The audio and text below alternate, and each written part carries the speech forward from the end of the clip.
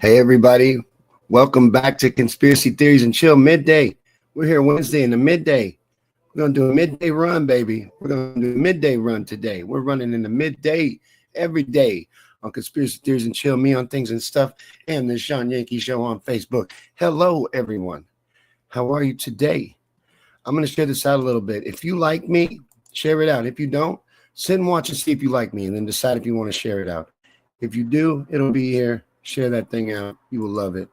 Everyone will love it. We'll all love it, and we'll all be great for it. So today is going to be Conspiracy Theories and Chill. I'm about to get my ugly mug off the camera here because I can see I am blurry as shit. So I'm not going to make you watch that, but I am going to make you watch this feed because there is good information for you here. There's good information for everyone here. I'm going to tag some people because we got to get the crew up in here. We're going to get all the people up in here today. Everybody we need is in here. We're going to get in here and we're going to get it done, baby. So it's Conspiracy Theories and Chill. I'm Sean, and you've been taking your last look at me. Get a good glimpse because I'm going away right now. So I am now the flower of life, and you will look at me and think of this monkey, this orangutan that is riding with my boy in that classic truck. If he says left turn, Clyde, that's your ass. That is your ass, baby. Because we got one fucking show to do. Oops, I used the F word. Please ignore that. That is bad language. I do not condone that kind of speech. Please don't block me, YouTube. I love you guys. You guys are fantastic. YouTube's the best. All right. So here we go. It's midday. It's Conspiracy Theories and Chill. But we got to do some little talking before people get here, right? We're going to talk about a lot of stuff today. We're going to do Mel's Hole. We got to get into Mel's Hole. You got to go deep into Mel's Hole. And then we're going to do that. And then we're going to talk about World's Fairs. We're going to get into the World's Fairs, Tartaria, old world buildings. These things are beautiful. I have all around my house. I love these things. We're going to get into that. That's what we're doing today. We're going to listen to traffic outside my window, cars honking, things going on. It's a life. It's a world. It's happening right now. And then we're going to end with Satan's side of the Bible. You want to know what Satan thinks? We're going to find out at the end of today's show. I got all that for you and more, memes and everything else. On today's show, today we're doing that. That's us today, me and you, Han Solo, everybody. This lady up here, over there. This meme represents my wife. My wife is a thug. She is awesome. I met her online. She lived in Connecticut. I can't talk today. Forgive me. Let me try that again. My wife lived in Connecticut, and I moved here from Missouri. I took a 1,200-mile flight for someone I knew about 2 months. Married her like 2 months later to the day. And we've been married a year, June 30th. We're coming up on our year anniversary.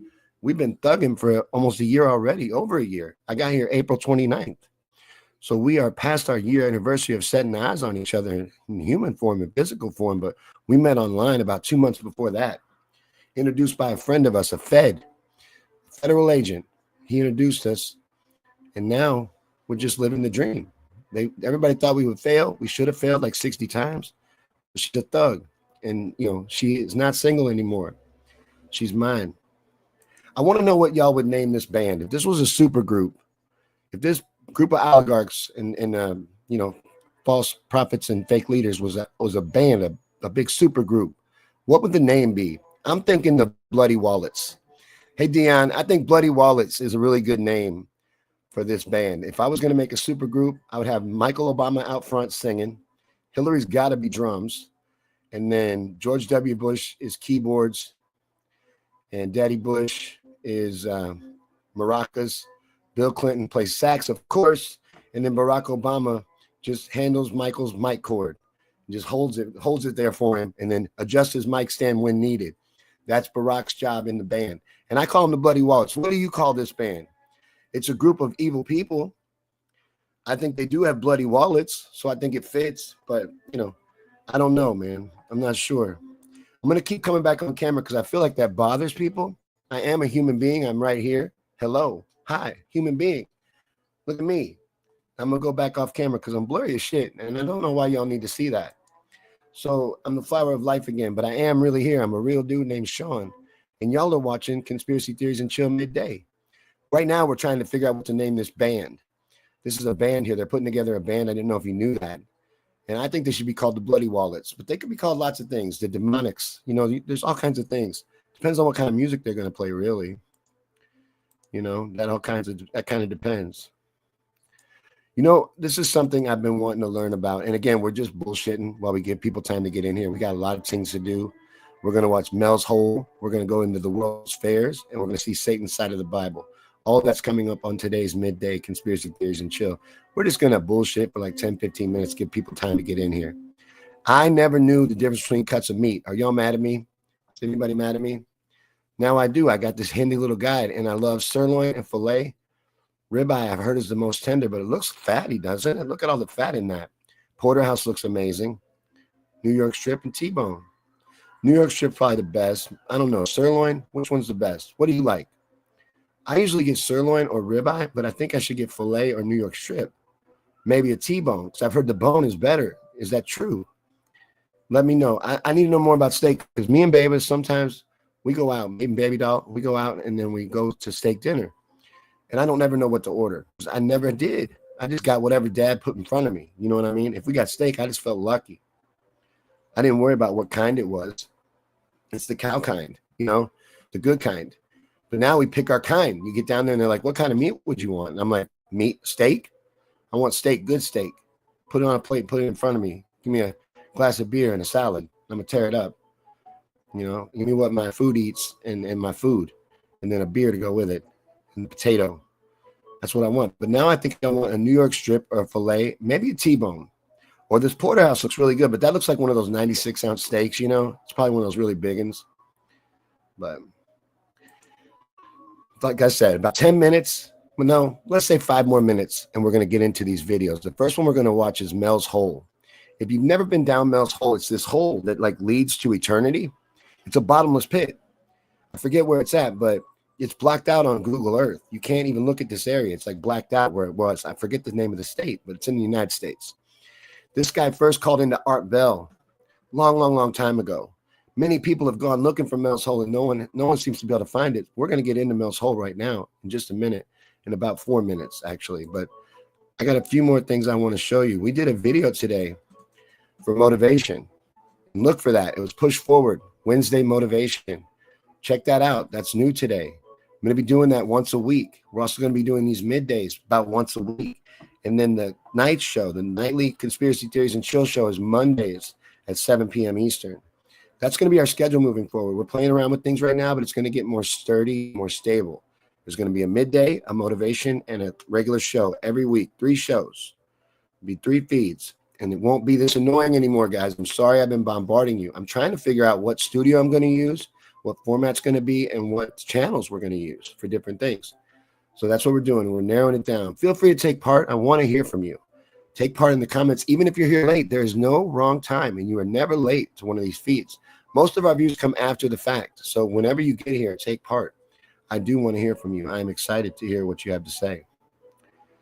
In just a second, I'm going to bring up Mel's Hole, like I said, but we'll get into Mel's Hole. We're going to dive into Mel's Hole, and that's what we're going to do. The story of Mel's Hole is coming up next in just a few minutes, but I just want to let you know a few things first. This is the flower of life. Have you ever looked at this shape before? You know anything about this shape?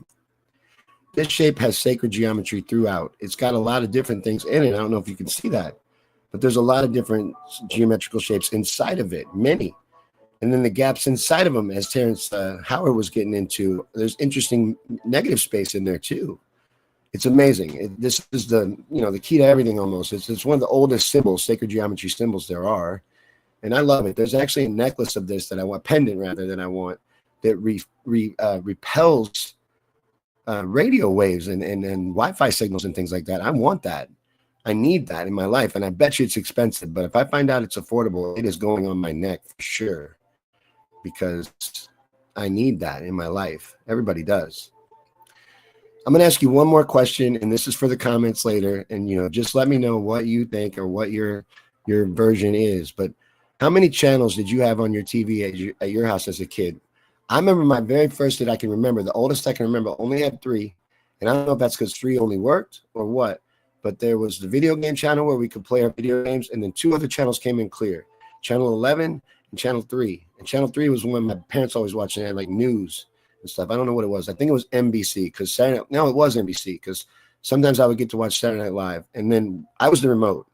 I was to get them to change the channel. Then they got better TVs. They got the big console one, and then they got smaller and smaller, and then they started sitting on top of the big console one. You remember that? The console one ended up being a table with a TV in it that no one uses forever, and then we finally got rid of those, and now we have TVs that are 80 inches and hang on the wall.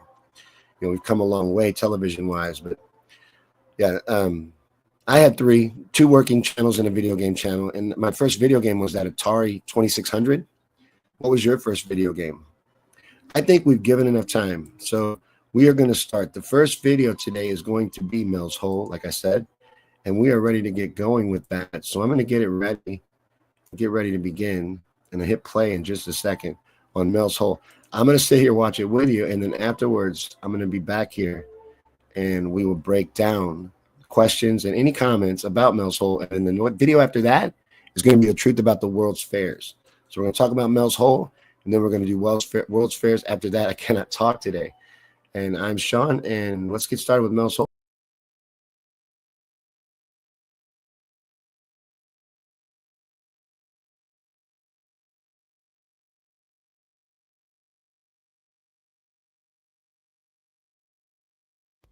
Near the Monastache Ridge in Washington on Melwater's property, there exists a hole in the ground that seems to have no bottom. For as long as anyone can remember, they have been throwing their trash and junk down this hole, but it never fills up. Furniture, tires, large appliances, you name it. Mel and his neighbors have thrown it down this hole, but no sign of it even starting to fill. Mel even claimed once they put a refrigerator down it, but never heard it crash to the bottom. He says he has measured the hole to a depth of 15 miles. Animals are terrified of this hole and won't go near it. It caused radios to pick up strange signals, and a cold, solid black light was said to periodically emanate from it. So what is Mel's Hole? Did Mel Waters find a truly bottomless pit on his property? Is the hole an entrance to the underworld? Or is Mel's Hole a portal to another dimension? Well, tonight on Conspiracy Theories and Chill, we're going to try to get to the bottom of Mel's Hole. In February of 1997, Mel Waters faxed the Coast to Coast radio show with Art Bell. Dear Art, I'm writing to you to see if I could get some help from you or your vast listening audience. I live in rural eastern Washington near Monastache Ridge. On our property, there is a hole. Like the previous owners and the owners before them, we've been throwing our trash into the hole. Apparently, the hole has been there as long as anyone can remember. At first, I thought it was an ancient well. Anyway, the hole is 9 feet 9 inches in diameter. There is a stone retaining wall around it, and we put a steel door on top to keep anyone from falling into it. As I said earlier, people have been throwing their trash into the well for decades. Furniture, household trash, dead cows, building debris, you name it. The thing is, I noticed the hole never filled up. So I got curious, actually obsessed, and began trying to measure the depth of the hole. I emptied 3 fishing reels of about 1,500 yards of monofilament trying to determine the depth. Soon, I was buying fishing line in bulk.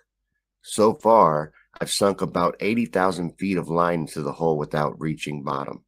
My wife works at a local university with a geology department. We hope to get some professional scholarly help in determining the depth of the hole. As far as I can tell, there's nothing else particularly strange about it except for 2 other things. Dogs refuse to go within 100 feet of the hole, and birds won't sit on the retaining wall or metal door. Another strange thing is there's no echo when you yell into the hole. Indeed, I've never heard anything hit bottom when we tossed it in. We once tossed in an old refrigerator, and we never heard it hit the bottom. No crash, splash, or crunch. I hope your listeners can help with possible explanations. I'm wondering if this, based on my measurements thus far, might be the deepest hole on Earth. Signed, Mel Waters. After reading this fax, Art called Mel and got some more of the story. When did you discover this hole? Well, the hole has always been there. We've been out there for a couple of years now, and the hole has been there since we've been there. It's been there since the previous owner was there, and the previous owner there was quite elderly, and I'd say he was there for a good 30, 40 years before we moved in. Wow. And then, And so there's been a thing of throwing stuff down this hole for a oh yeah, long it's time. been going on, you know, for as long as the hole has been there, I assume. You know, we just take all, you know, we take all of our trash, rubbish, anything we have that we have to get rid of, we take it, throw it in the hole. Everyone's throwing their stuff in the hole. The people from around there throw all the stuff in the hole. I mean, it's just been going on for a long time. Well, I got to thinking one day, how come this hole is not filling up? It must be an awfully deep hole. That's a good thing to consider, sure, as you throw stuff in it for decades, literally. And so, I used to be well, I would say pretty close to a professional shark fisherman. So I had a couple of huge fishing reels, went out there and started letting the line down. I figure after one... Did you weight the line?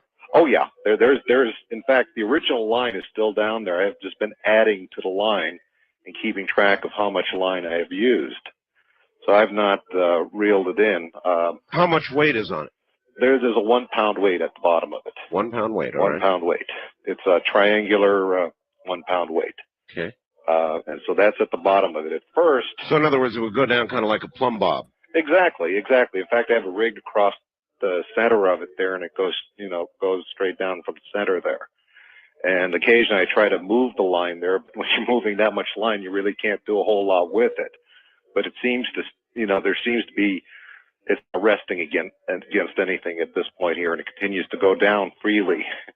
And so when I was out there earlier, I'd let out a little bit more line. And so you actually went out there tonight after I read this? Yeah, exactly. Oh, man. Well, it's not too bad out here right now. It's only about 25 degrees, so it's not too cold. Have you ever heard anything coming from any sounds or anything? Well, the normal thing to do is kind of like yell into it there, to see an echo. And I've never heard an echo come out of that thing. No echo at all. That's one of the first things I noticed about it. As usual, I brought the dogs with me. They wouldn't go anywhere near the damn thing, and I went back to the Suburban and hung out over there. So it was kind of if I try to bring them there on a leash, they'll just dig their feet in. They do not want to go anywhere near the hole. Mel described the hole on his first call to Art in more detail. It had a 3-foot stone retaining wall surrounding it, and the stone went down 15 feet. He claimed that the hole had no echo and that he had measured its depth to 80,000 feet, or 15 miles. The weirdest thing Mel claimed was that a neighbor had thrown a dead dog in the hole, and the dog had come back from the dead. Mel also said that they had experimented with a radio near the hole, and that it got very staticky near it, and then he picked up strange older music, and when he turned the dial, he got a baseball game that he finds out was played 30 years ago. So what was Mel's hole? After this call to Art Bell's radio show, things took a turn for the worse for Mel. Soon after the first call, Mel sent in a second fax. Art, you're receiving this fax simultaneously with the fax I attempted to send you earlier today. Much has developed since the first fax. I'll try to explain as rationally as possible what has transpired since my earlier fax. Around 1 p.m., I drove to Yakima to shop at the Costco. On my way back, I decided to stop at the property. When I go there, my access road was blocked by military personnel that were armed. I noticed that several pieces of yellow gear had entered and exited my property based on the direction of their tread. I asked one of the guards, "What's going on?" He said there was a plane crash on the property. I said, "Well, that's strange. There's no smoke. I don't see any in the distance." He asked who I was, and I let him know I owned the property. I then asked to talk to the officer in charge. A non-uniformed man came up to my Suburban and let me know that I won't have access to my property until the crash has been completely investigated. I mentioned the yellow smoke and that they were on my property, and I was told by this man that it's not necessarily my property, and that it would be very easy to find a drug lab on my property. Well, I got the drift. I asked if I could leave, and he said, "Sure, don't come back until we contact you." I asked if he wanted a way to contact me. He said they know how to contact me. I said, "I suppose you don't want me to talk to anybody about this." And he said nobody would believe it anyway. And that's about it for now. Oh, I talked to one of my neighbors earlier today, and he told me something very interesting. He said that some time ago he was driving to the hole at night and thought he saw the most bizarre thing. He said he saw a beam of solid black coming out of the then uncovered hole. I said, "What do you mean?" He said he saw something blacker than black coming out of the hole like a searchlight reaching into the sky as far as he could see. So after calling into Art Bell's show, the military had confiscated Mel's property. After the show on Friday night, I went out there and in the evening and noticed there were some helicopter activity around the property. There was further helicopter activity the next day. And so I figured that clearly somebody out there listens to your program. All right. And I think... John, I'm really sorry I brought this on for you. I didn't... It certainly wasn't intentional. Well, when we talked yesterday, you felt that probably the best thing to do is to be public in this matter. And That's right. Your best protection is to be public, Mel. Mel Waters' property was seized. He was offered $3 million a year to leave the country and never come back. The whole area was now under military control, and Mel could not access his property. A no-fly zone was imposed. Even Terra Server, a mapping site before Google Maps, showed a complete blackout of the area. Mel took the money and relocated to Australia, but since he was missing his family, he came back 2 years later. He wasn't supposed to do this. While he was in the States, he agreed to go back on Art Bell's show. But while on a bus, the day he's supposed to go back on the show, there is an altercation and the passengers are moved to another bus. At this point, Mel blacks out and wakes up in San Francisco 12 days later. He wakes up in an alley with no wallet, and he tastes blood in his mouth and discovers his back teeth are missing. Legal action was then taken against Mel for illegal construction on his property.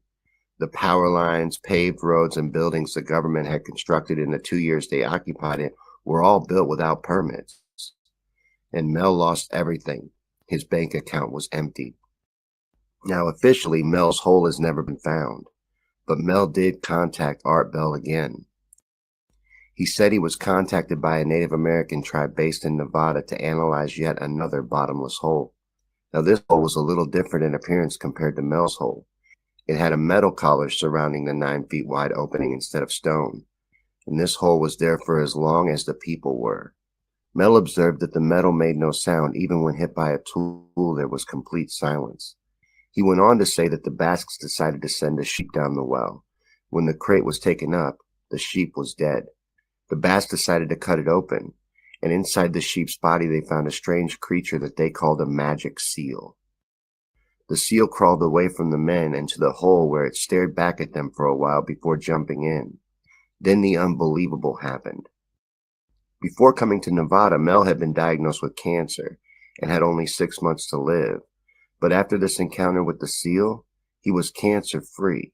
Now, this was the last time Mel addressed the story, and after that, he vanished. Was Mel's hole a hoax? Or did Mel discover something on his property that the government wanted, and they have made it seem as it is a hoax to cover it up? Let me know what you think in the comments below, and I'll see you next time, right?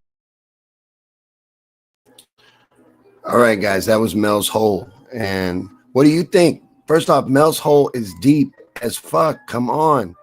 15 miles deep, the guy had stopped measuring it with a 1 pound weight. I'm assuming he had it centered over the middle and was feeding it down, because otherwise, wouldn't it just rest on something and you just keep feeding string and your weight actually stopped? Is he testing to see that thing's still free flying? 15 miles down? You know, the farthest we've ever drilled is like 4. I'm going to do a 2-minute rant on Mel's hole before we get started with anything else, because I'm just going to get my thoughts out. 15 miles deep, Mel's hole. That's crazy. How can a hole be 15 miles deep like that? You know? And what's down there? What's the end? Does it go through to the other side? Is there a Mel's hole in China that comes out the other end and a 1 pound weight's going to come swinging out of it one day? How could this be? What is that? What is going on with that? It's so weird. Art Bell's show got so many weird callers, and this dude kind of went away and just stopped calling. That's what happens to all callers on our bus show. But this one, though, you can look it up on Google where that was in that town, and there's a blacked out area. What is there?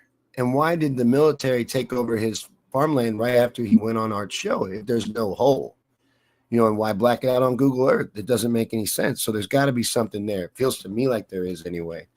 So Mel's hole is deep as fudge, I said. Yes, it is. It is Sean Yankee Show. The Mel's hole is very deep, more than 15 miles, and that's the last time it was measured. Is it a portal, though? Is the weight like in another dimension, like just kind of dangling around in empty space? It could be anything. It really could. But like I said, comment and share everywhere. Do that for me. Just get this out and comment, take part, because we're not getting many viewers during the live, but I'm not going to let that discourage me. We gotta stick tight. We gotta hang tight because we're doing new things. I've been streaming a lot. I'm sure you're sick of me, but I'm making it interesting. So if you're stopping by, I'm giving you something you can enjoy, and we're having a good time, good conversation. If you're here and you want to talk, please talk, comment. I'm looking for comments. I'm looking to talk to you. So, but if you don't, I can handle it. I can get through this on our own. We got the World's Fairs coming up. I love those. Do you like old buildings? Just these old, beautiful buildings that we don't build anymore. They have so many here in Connecticut, and I just go around looking at them all day long. These beautiful red brick and stone masonry buildings. They're amazing. We're going to get into that in a minute with the World's Fairs videos because they claim they did these big, beautiful World's Fairs all over the country during a certain period of time in like the 20s or whatever. I don't remember when, or before that even. And they had these extravagant structures, just like these buildings that are around today, but they were all like painted white. And most were torn down right after the World's Fairs. They called them temporary. Said they built them in like 6 months. It's ridiculous. It's one of the most ridiculous things I've ever seen. Real quick, I want to get into a health thing. This is pretty cool, and I can get behind this. So science is coming around to some real medicine here. And they have decided that staring at boobs may actually give men longer lives. So, baby, get them titties out. I mean, breastises. I didn't say that, YouTube. I did not say that. That's a bad word. Breastises. Get those out, baby, and just keep them out. Let them breathe the nice air around the house because I want to live longer to hang out with you more and see more of those. So, girls, do your man a favor and let them hit the breeze. When you get home, take them shirts off and free them shims. It's really hard to watch your mouth, YouTube. People don't talk like that. Why can't people just talk the way they talk? If you don't like cussing and you don't like certain words, why can't you just like not watch my stream? Why do you have to pull my channels and stuff? Why do you have to complain? But if you don't like, boobs, breastises, women breastises, human women breastises, they give longer lifespans to men. They save lives, basically. And what's wrong with that? What could be wrong with that? And if that's wrong, dude, I don't want to be right. I'm telling you that right now. But now we're going to do the World's Fair video in just a second. The truth behind it. Truth behind the World's Fairs. And there's a lot of good truth there. We're going to get into that in just a moment. But what is on your mind? Please tell me. There's one person here. Say hi. Please tell me. Is that you, Dion? Say hi again. Tell me what time it is where you're at. Something. Tell me if you've seen this movie, Any Which Way But Loose. What's the original name of it? Do you know what the original title was going to be? What the actual theater title was? It's changed a little over time in TV viewing. So what was the original name of this movie? Let me know in the comments, and we're going to get into the World's Fair video right now. This is about the World's Fairs and what's going on with them. Specifically, the early World's Fairs. I'm very curious about them. They're very interesting. So let's start this video off. And I'll be right back with you here on Conspiracy Theories and Chill Midday. And later on, we're going to get Satan's side of the Bible, what Satan's story is on the Bible.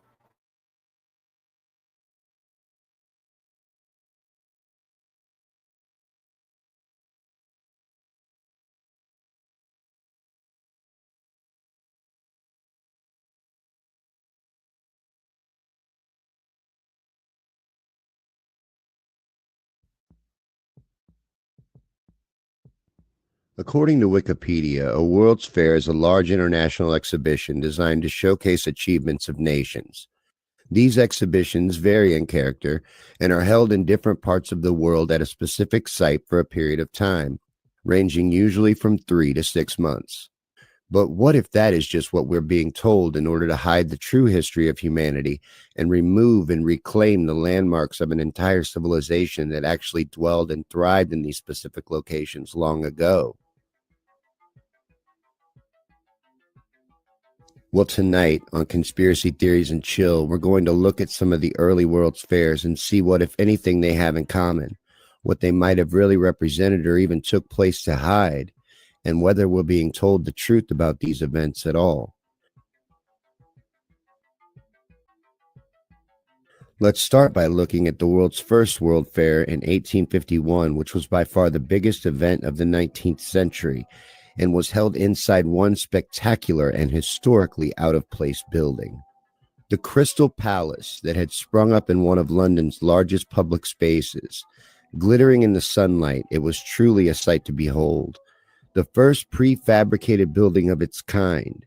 The enormous glass house incorporated 300,000 sheets of glass in the largest size then ever made. Held in position with some 24 miles of patent guttering. In just 9 months, this magnificent building had become a shining landmark on the capital skyline. The completed building was a sight to behold. 562 meters long, 124 meters wide, and towering 30 meters high over Hyde Park. That's about 10 stories high. Most importantly, this colossal feat of engineering was finished on time. This amazing structure was supposedly built in 9 months with 19th century technology. And you could tell me it took 3 times as long to construct, and I'd still give you heavy side-eye. Just look at the intricacy and detail, and then imagine this being done with 19th century technology and horses and buggies. How did they manufacture, move, and assemble this structure at all, much less in just 9 short months? What if they didn't? What if it was actually always there? What if the World's Fairs were used as an excuse to demolish ancient architectural heritage left over from a hidden advanced society? These World's Fairs are famous for unexplained out-of-time architecture. These massive structures are all said to have been built rapidly for the purpose of these World's Fairs and then demolished afterwards. Why would they do that? Why create such beautiful buildings just to demolish them? And what inspired these creations that all seem to come from the same society, style, and time period? For more comparison, let's move ahead a bit in time to the World's Fair of 1893 in Chicago. You were told that the city of Chicago once held the World's Columbian Exhibition to publicly celebrate Columbus discovering America. The year of it was 1893, and the Great Economic Panic was already underway.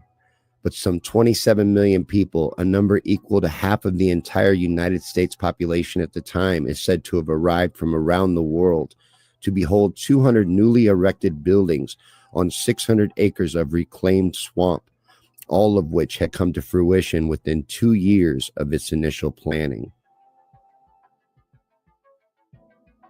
All of this great white city was said to be built in just 2 years. The official story is that the Great White City was built akin to a movie set. Facades were made not of stone, we are told, but a mixture of plaster, cement, and a jute fiber called staff, all of which was then painted white in order to give the Chicagoan Camelot its gleam. Apparently, 27 million people were said to have braved the frontier by boat, buggy, and train to converge upon Chicago in order to be wowed by a neoclassical city built of glue and popsicle sticks that was only made to look like the real thing. And we are expected to believe that developers and exhibitors spent 2 years building and millions upon millions of dollars investing in, which they would then just turn around and destroy.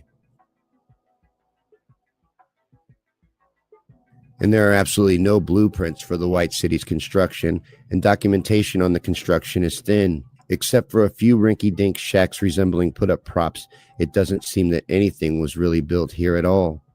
And then they just destroyed it? Now let's look at the World's Fair of 1878 held in Paris, France. Just look at these buildings, the detail of them, the size, and how out of place in time they seem.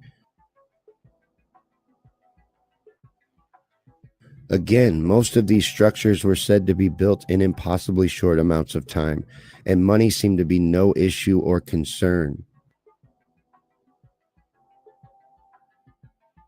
And again, you're seeing the same architectural and landscaping styles used. These World's Fair buildings all seem to share many characteristics. Fortunes were said to have been spent constructing all of this just for the fair, just to display it for a short time, and then demolish it. Now let's go ahead a little further to the U.S. In April 1904. St. Louis, Missouri opened its doors to the world for what was officially called the Louisiana Purchase Exposition, but was widely known as the St. Louis World's Fair. Millions of dollars had again been spent to build the 1,200-acre fairgrounds and its nearly 1,500 buildings, a huge scale that ended up delaying the opening by a year. During the 8 months the fair stayed open, it's said that nearly 20 million people paid a visit. Now on display were marvels of technology, agriculture, art, and history, and there were amusement rides and entertainment to be found in a section called the Pike. The fair introduced a huge audience to some relatively new inventions, which was common of these fairs, such as private automobiles, outdoor electric lighting, and the X-ray machine. And again, after the fair closed, nearly all of its structures were demolished within a short period of time. All of these impressive structures built for one event in the middle of the country? Why? Why build these beautiful structures complete inside and out? You could go into these buildings. They were real buildings. Why go to all of that trouble? Just look at the intricacy and detail of these structures. Consider then the time periods that we are discussing and the means that they would have had to construct them at the time, not to mention the massive expense. $1 million back then is like saying billions today. Why would so much money be invested into such extravagance just to demolish it afterwards in nearly every instance? These buildings are pieces of art. They are breathtaking, to say the least. All the way back to the very first World's Fair so far, they share this particular trait of unexplained and seemingly out of time and place structures. And in all instances, these beautifully detailed pieces of art were destroyed soon after the fairs ended.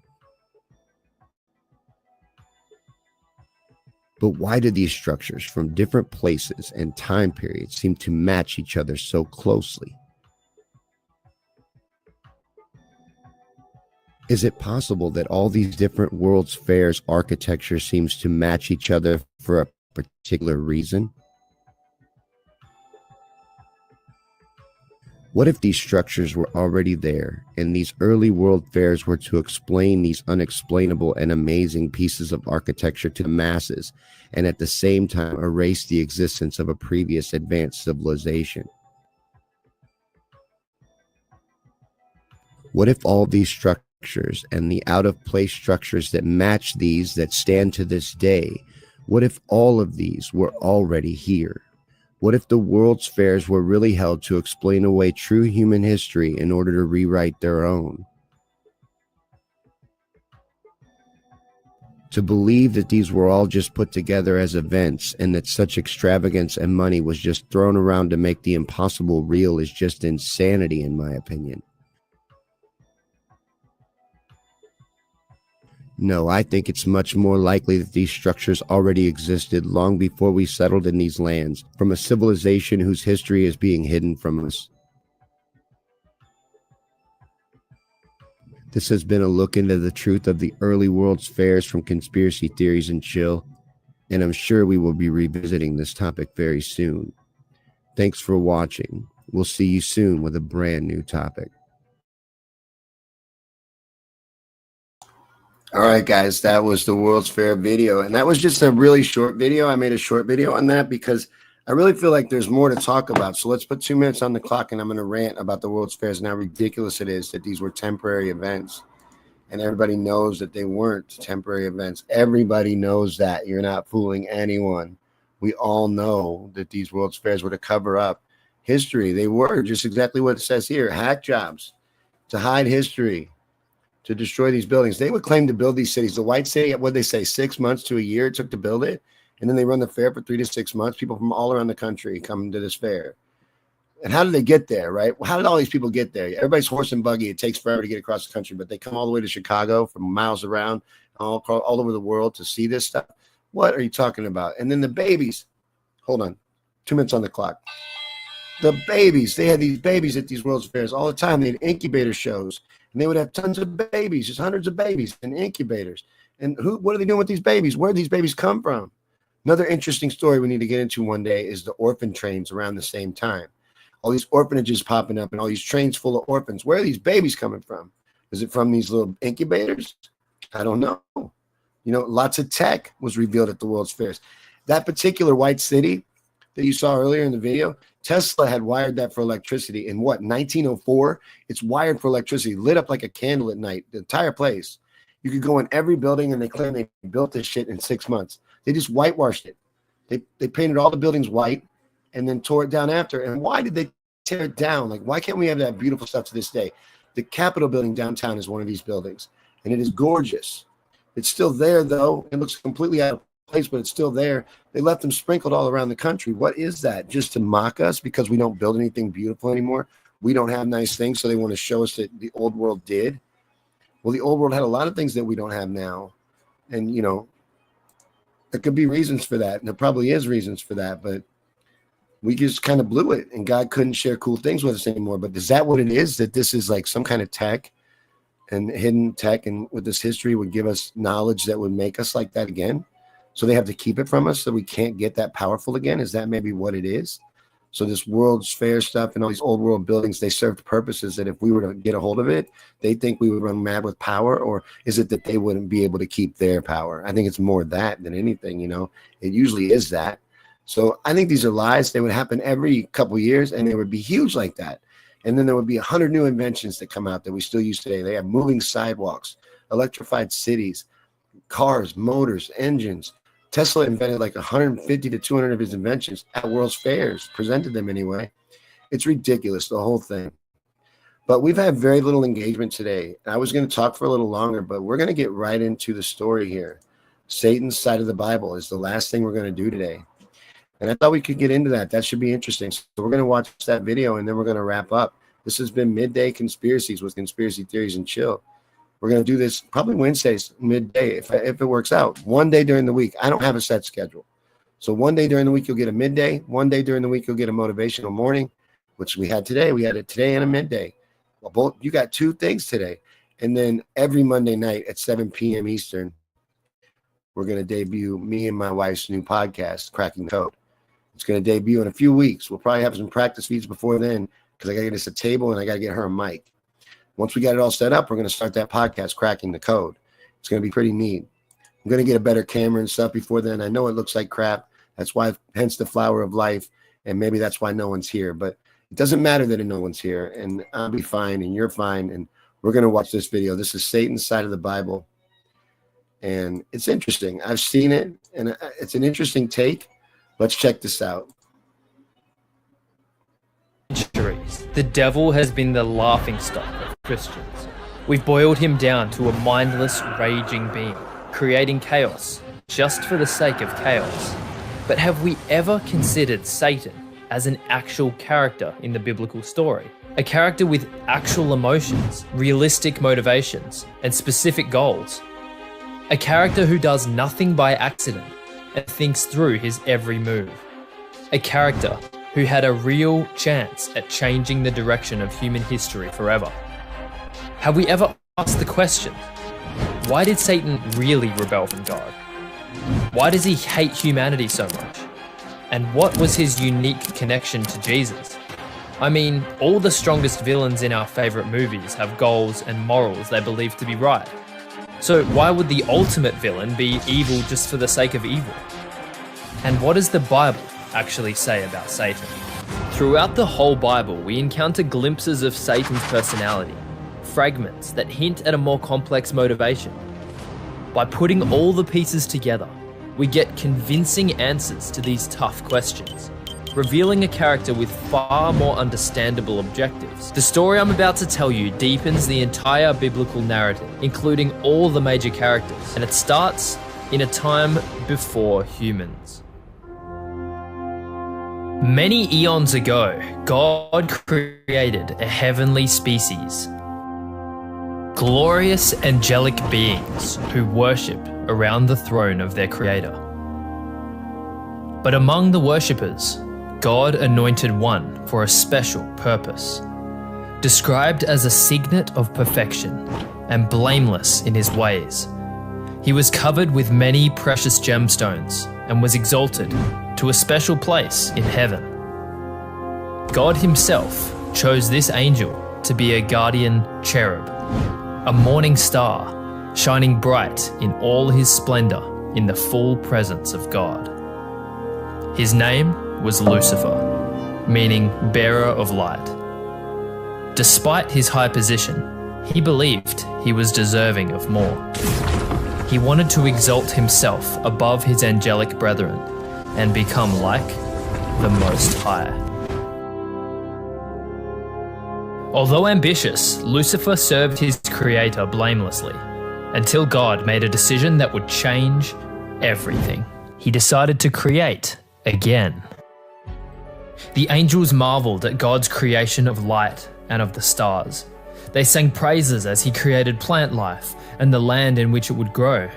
They rejoiced as they watched him form the beasts of the field, the fish of the sea, and the birds of the sky. Everything he created was good. But on the sixth day, God made his most controversial decision, creating mankind. At this point, God says to himself a phrase that Lucifer never expected he would hear. Let us make man in our image, after our likeness, and let them have dominion. This creation was special, uniquely loved and appreciated by God, and yet they seemed so feeble and vulnerable. What exactly made this creation so special? Well, Lucifer was soon to find out, because God had a vision. A plan that would cause Lucifer to question everything. A plan to crown this pathetic little race of creatures with glory and honor. To bring them near to God. To establish them as God's own possession. To receive new, perfect bodies. To become heirs to his kingdom. To inherit eternal life, spiritual rewards, and dominion in heaven. And most critically, a plan in which they would become like the Most High. There was abundant rejoicing at the creation of the world in heaven, but Lucifer felt a growing resentment towards God's new love. Why would God create an entirely new species to worship when Lucifer and the angels had been doing it perfectly their entire lives? But to Lucifer's growing unease, there was even more to God's exaltation of humanity. He planned on giving the world to come, not to the angels, but to the humans. He planned to send the angels to the humans as servants. And ultimately, his new species would have authority to judge Lucifer and his brethren. God's ultimate creation wasn't the angels after all. It was these pathetic little animals. Lucifer was an angel brimming with confidence. He assumed that if God were to bless his creation, he would be the first. To him, angels were the supreme beings, and described as the morning star, he was the cream of the crop. He adored himself, and having humanity elevated above him was incredibly unfair. This is when Lucifer came up with a plan. a plan to prove to God and the angels that God was making a mistake. Adam and Eve lived in the Garden of Eden, and Lucifer identified weaknesses that could be exploited. The tree of knowledge of good and evil gave him an opportunity to strike. And with a simple question and a simple lie, Lucifer had successfully triggered the fall of humanity. He demonstrated to all the heavenly hosts and God himself just how easy it was to lead these creatures astray. This was the first step in Lucifer's vengeful vision. His objective was simple: to prove that the human race was incapable of fulfilling God's perfect design for them, to prove that humans weren't worthy of inheriting eternal life or inheriting God's creation, and ultimately, to get God to annihilate humanity and bless the angels instead. After the fall of man, God found wickedness in the heart of Lucifer, and he was cast out from heaven. He lost his status and his wisdom was corrupted, but he wasn't alone. Because God was so intent on exalting humanity, and Lucifer had just proven how easily they were deceived, many of his angelic brothers abandoned their heavenly posts as well and joined the rebellion.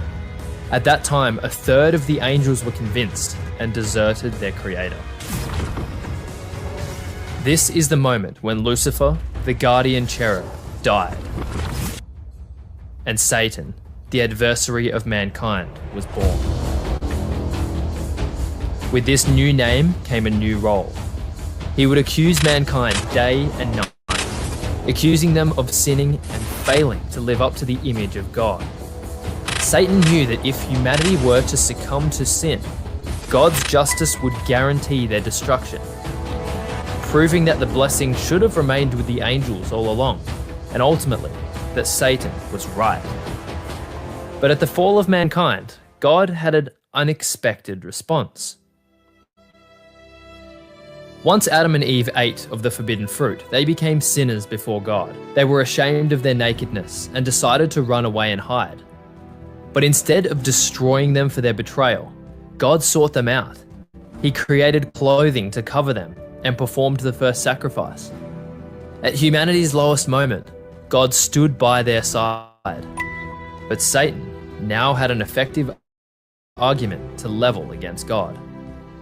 God's justice had been compromised in his gracious response to humanity's rebellion, and eventually, he would have to destroy them. The damage was done. Satan would embody his dual title as tempter and accuser, tempting the offspring of Eve to sin and accusing them of being failures when they did. This was his life's work, to ensure not a single human could live up to God's glorious design. And Satan's successful sabotage continued on and on throughout the generations. God saw how great the wickedness of the human race had become on the earth, and that every inclination of the thoughts of the human heart was only evil all the time. God regretted that he had made human beings on the earth, and his heart was deeply troubled. So he flooded the world, killing every single human. Satan had achieved the first part of his objective, but God's mercy got in the way. Yet again, God had shown undeserved mercy to humanity, and yet again, he relented from executing his justice by rightfully destroying them. Satan knew that if he kept up the efforts, someday soon God would have to annihilate humanity, until a certain man named Job offered a glimpse of hope for all of mankind.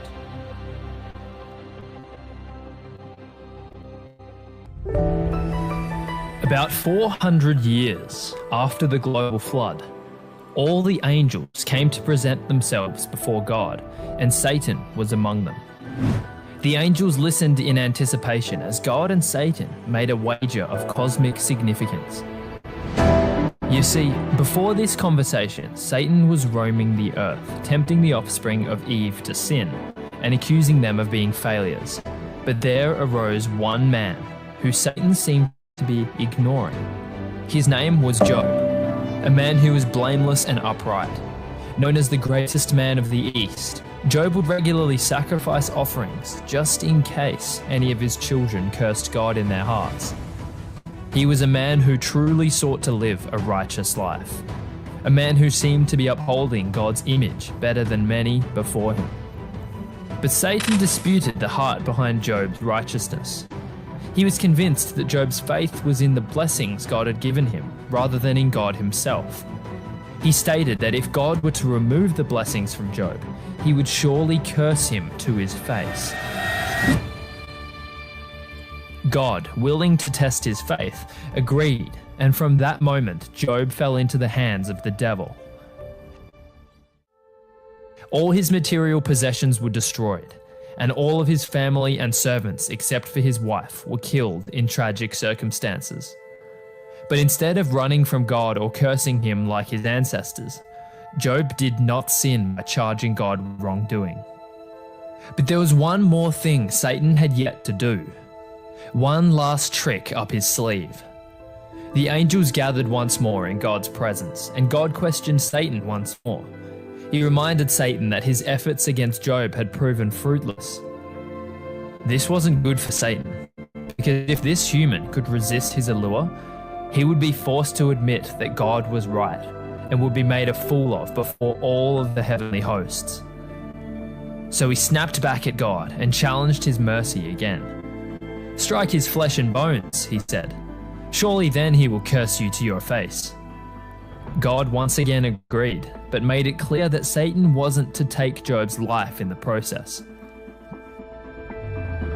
Job was covered from head to toe in blistering sores.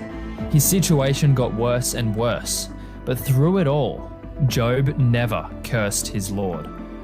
For the first time in human record, one of Satan's accusations fell flat. His promise that Job would blaspheme God hadn't come to pass, and as a reward for his endurance, Job was exalted twice as high as he was when it all began. Through the faithfulness of Job, humanity had achieved their first minor victory, dealing Satan a small but shameful defeat.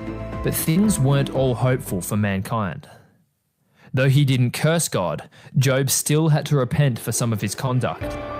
He fell short and was still undeserving of God's mercy. Before a holy God, he was still covered in filthy rags. It was clear to the heavenly hosts, and especially clear to Satan, that humans had a hard time living up to their image-bearing status. Mankind was still lost, fumbling around in the dark, piecing together their own idea of what it means to obey God and reflect his image. So God revealed something to man that would help restore their relationship, and something that the devil would quickly take advantage of. Around 640 years after Job, a man named Moses was given the law by God himself, a system in which people could atone for their sins by sacrificing an animal in their place. God had offered a temporary solution to the problem of man's evil that Satan had highlighted time and time again, but it was just that, temporary. Satan knew the offering of bulls and goats was incapable of truly satisfying God's wrath and cleansing the people of sin. He knew that the millions of animals that were slaughtered every year in God's name could never validate mankind as a race. He knew that God didn't even desire the sacrifices of animals. In light of this, Satan took advantage of the new law given by God to his people and saw great success in tempting many to disobey him. Because the law illuminated the difference between good and evil, Satan knew exactly what God was pleased with and what he disapproved of. This made his job far easier, causing generations of kings to be led astray by foreign wives, unclean activities, and their own selfish pride. Once again, it seemed God's solution to mankind's problem had only served to strengthen the devil's arguments. As long as humans continued to sin, they were deserving of death. The Lord looked down from heaven on the children of man to see if there were any who understood, who sought after God, but they had all turned aside. Every one of them wandered the earth with filthy clothes. Not even one. Sorry about that. I wanted to get in on this real quick. And let me turn off the sound I got going in the background. That had to have been distracting. I wanted to get in on this for a minute and tell you what I wanted to say real quick. Hold on a second. I got audio everywhere.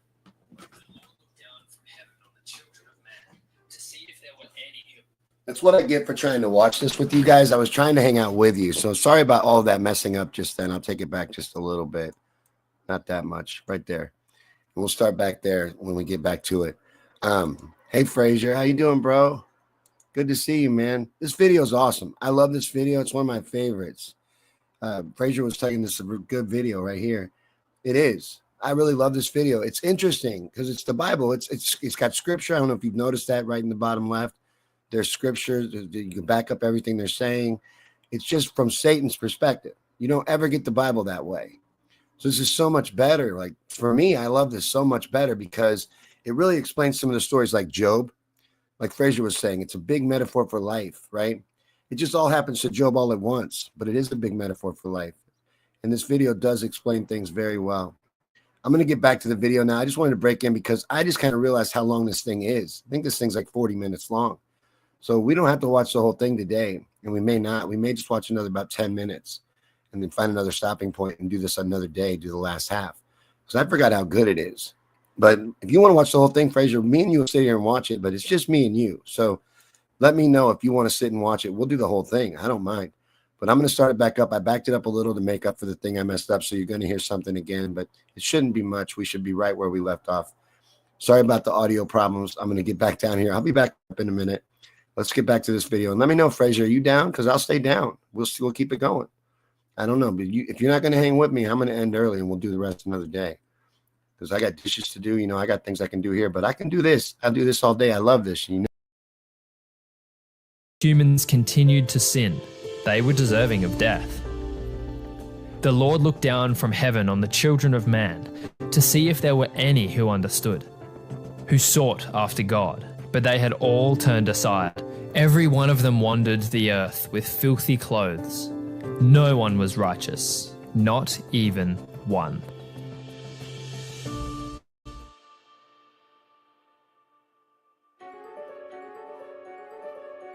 More than 1,000 years after the law was instituted, a prophet named Zechariah saw something incredibly interesting. Despite playing a minor role among the prophets of old, Zechariah was one of the few humans who met one of history's most mysterious characters. A being who had appeared in glimpses to Zechariah's ancestors, a being who would play a critical role in the upcoming events, and a being who would spell disaster for Satan's accusations. A man named Joshua served as high priest at the time of Zechariah's vision. Due to their exclusive passage to God, the high priest had to follow stringent purity laws and was often considered the most holy among men. Yet Zechariah's vision opened with Joshua standing before his men and the being dressed in filthy rags. Satan appeared and started accusing Joshua before God and the being. This is the greatest among them? Even the holiest of humans is covered in filth and mud. What chance do they have in God's presence? Why don't you just destroy them already? God had heard enough. The being before Joshua rebuked the devil and silenced him. He then turned to Joshua and said to those nearby, "Take off his filthy clothes." Satan listened in utter disbelief as the being said the following words to Joshua: "I have taken away your sin, and I will put fine garments on you." But it can't be so. He's done nothing to deserve to be cleansed. If anything, he should be destroyed. But the being, ignoring Satan's accusations, said to them, "You are men symbolic of things to come. The Lord Almighty says, I will remove the sin of this land in a single day." Satan listened, baffled by the promise that was spoken. A promise that would erase all of his tireless work, all of his accusations, and all of his authority in a single day. But how is this even possible? And who is this being saying these things? The being that spoke to Joshua was known as the Angel of the Lord.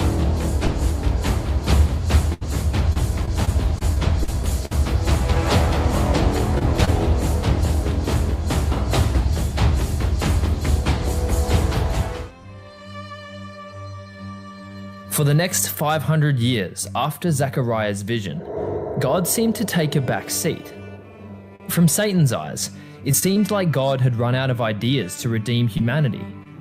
He'd implemented animal sacrifice, he'd instituted a law to make man clean. He even purged a great number of them and started again. But none of these solutions could redeem mankind. According to God's justice, humanity should have been entirely exterminated eons ago. But according to God's mercy, humanity continued to live and multiply in their sinful state. Soon enough, God would have to decide. He couldn't claim both justice and mercy. He would have to choose one. All right, guys, I think we're going to stop it there for now. So we're at the 18-minute, 55-second mark. Next time we'll pick up there. I think this thing's like an hour long. I think we're not even halfway done with it yet. We're like a third of the way done. So it's like 45 minutes to an hour long. This video is called Satan's Side of the Story. And you can find it on YouTube. I'll put a link to it later in the description, in the comments, and in the descriptions of the videos. But yeah, that's a really good video. Fraser was talking about how good it is. He says he has a better one. Send that to me, bro. Send that to me. If I get you like some memory stick or something like that, can you get me a bunch of cool stuff? I know you got cool stuff. If I ship you a memory stick or something, can you give me a bunch of stuff, man? A bunch of cool videos, a bunch of conspiracy type things like that? Get you a big old memory stick. Yeah, it's nice hanging out with you. I love hanging out with you. We're going to have to do another one of them feeds where me and you talk. I'm going to have to do it on my cell phone, though, because I got to use the 5G. If I try to use the Wi-Fi like I'm using on the computer right here, because it's not hardwired, it looks like crap. See, when you look at me, I look really distorted. See how blurry I am? I'm not blurry like that on my end. My camera's good. It's the feed. I don't have internet strength to do this with StreamYard. Rumble's a little better. Rumble has a studio built in, and it works a little better. But I still have this problem with being blurry. Real blurry. I've done what I can to the background. I mean, it looks how it looks. We're just low on money. But me being blurry, that has nothing to do with the camera.